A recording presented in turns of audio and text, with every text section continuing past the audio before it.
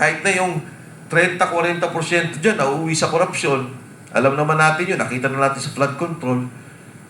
Eh yung 200 bilyon, malaki ang maitutulong para maibsan ang problema ng mga drivers. Ano hong ibig kong sabihin? Ngayon, nagrarally ngayon. Ang mga driver tuloy-tuloy. Pagtaas ng krudo, presyo madali, ang bilis. Pero pagka ang driver magtataas, wala. Ang batas, hindi sila pinapayagan, dadaan sila sa mahabang proseso. Binawi pa. Meron nung proposal si Erice, sabi niya, magkaroon ng direct subsidy. I-cap sa 70 pesos. Huwag na ho yun. Baka sabihin pa, tatamaan yung mga mayayaman. Yung mga mahihirap na lang. If I'm not mistaken, we have about, hindi ako sigurado dito I think mga sa private, yung public pala transport. Hindi ako sigurado, but I will check the data. Ayoko na muna sabihin yung numero. Pero kung bibigyan nila ng direct subsidy, ang mga taong yun, pwedeng i-cap sa 70 pesos. I-subsidize na 70 pesos, aabutin ang gobyerno na mga 10 bilyon kada buwan. Kung kukunin mo ang kalahati ng ibinigay mo sa mga congressman na 400 bilyon, 200 bilyon, at least meron kang 20 months, 20 buwan na masasubsidize mo ang ating mga pasahero, ang ating mga driver, at ang presyo ng bilihin hindi tataas. Dahil direkta na merong koneksyon yung mga delivery trucks tungkol dito. Yun lang yung tricycle driver, jeepney driver, yung mga nagpapasada, UB Express, yung mga nagdi-deliver na utility, yan yung bigyan nila ng pagtugon. Bigyan nila ng subsidyo. Malaki ang may tutulong. Ginagawa ba nila? Hindi. Wala ho eh. Ano ang pangalawang sinabi ni Leon Libiste? O yung kay Egay, 70 cap. Yung kay Leon Libiste, ibaba. From 12% VAT to 10%. Ano ang epekto niyan? Kung may 50,000 pesos ang isang pamilya, mababawasan kahit ng mga 500, 600 pesos. Up to 1,000 if I'm not mistaken.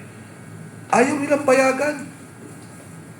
Pero yung trilyon-trilyon na nakawan na nakita natin, walang problema, hindi yun imbestigahan.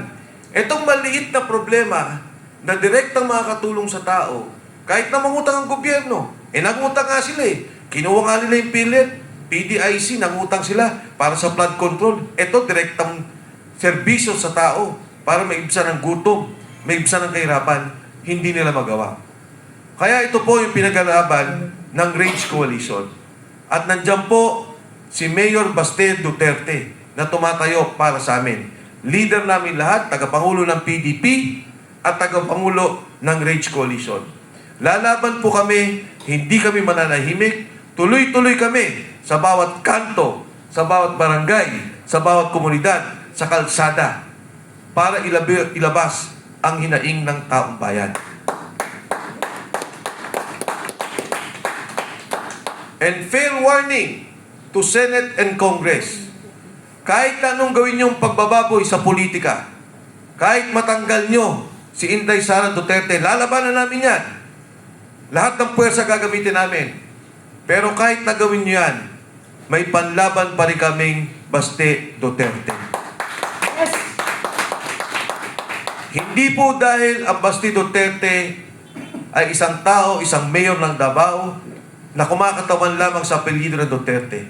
Kung hindi kumakatawan sa isang prinsipyo ng maayos na gobyerno. Kumakatawan sa isang prinsipyo na unahin ang taong bayan. Kumakatawan sa isang prinsipyo na itigil ang korupsyon at itigil ang pagkalat ng droga. Isang karangalan po na nandito sa isang makasaysayang partido, noong pa man nakita nating lumalaban ng PDP, lumaban kay Marcos Jr., Sr., ngayon lumalaban kay Marcos Jr., at kasama niyo po kami, ang Reform PH, isang bagong partido, pero kasanin niyo sa laban ng taong bayan. Maraming salamat po, magandang umaga sa inyo lahat.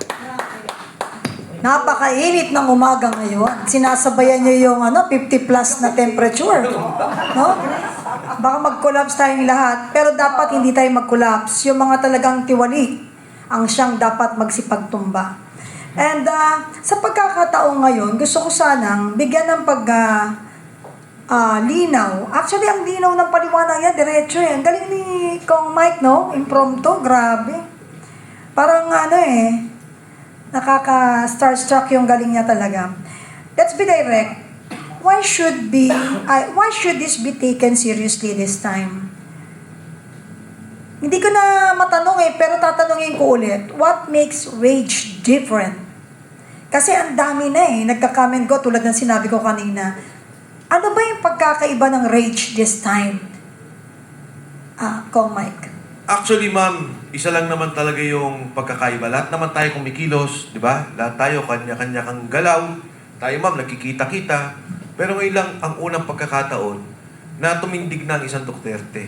Nagsabi nga siya, matagal ako na nahimik, tinignan ko, inobserbahan ko, pero ngayon lalabas ako.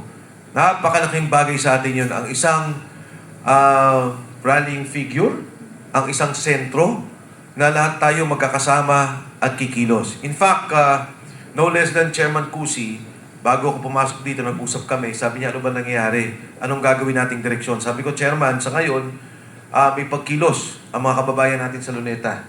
Yung mga taga Batangas, nandun sila, yan yung nangangampanya na ibagsak yung 12% sa 10%. Tapos ang maisog, tuloy-tuloy, na nandiyan naman sa Supreme Court na kumakampanya. So, ngayon, pag-uusapan nga na pag-isahin, ano pa yung gagawin natin pagkilos. Pangatlo, higit sa lahat, sabi ko kay Chairman, tingin ko, ibuo na natin yung grupo at ang ganda. Ma'am, ikaw ang mag-host dito.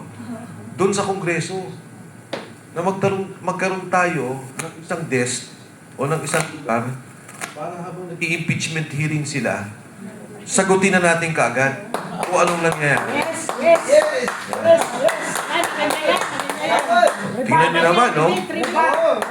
Ang laki namang ganda ni Ma'am Penny doon sa chairman ng... Si Ma'am Penny. Di ba? Yes. So, hindi. Kasi, katulad kahapon, ang tagal ng reaction time natin, although nagsalita na ako, yung kwento ni Madriaga, masabi ko, Madrama. grabe. Binanato na namin sa vlog yun. Yun na nga, pero dapat doon na tayo magsalita. Tapos lahat ng mga magsasalita, pumunta doon sa mismong kongreso, Doon mismo. pumunta tayo doon. Yes. I-organize namin po ngayon, patapos po nito. Kapon 5 nagsalita doon. Oo, kasi Hindi ko nalabutan. sabi ko nga ano to si Madriaga? Bunsong anak? Lahat ng usapan kasama siya?